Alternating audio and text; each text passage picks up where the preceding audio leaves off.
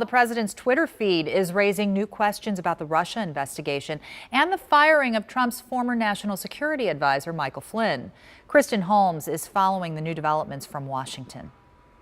Well, I feel badly for General Flynn. I feel very badly. A sympathetic President Trump weighing in on the plight of his former national security advisor after Michael Flynn pleaded guilty last week to lying to the FBI about conversations with Russia's ambassador. But the president's recent tweets are raising questions on what President Trump knew and when, and if he could be charged with obstruction of justice. Over the weekend, saying he had to fire Flynn in part because he lied to the FBI, indicating President Trump knew of his former national security advisor's lying before pressuring then FBI Director James Comey to go easy on Flynn.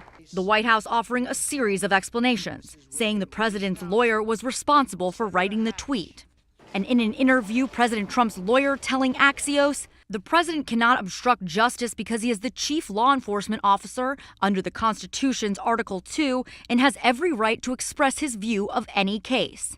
Democratic Senator Dianne Feinstein disagrees. And I think what we're beginning to see is the putting together of a case of obstruction of justice. I see it most importantly in what happened with the firing of Director Comey. In Washington, I'm Kristen Holmes.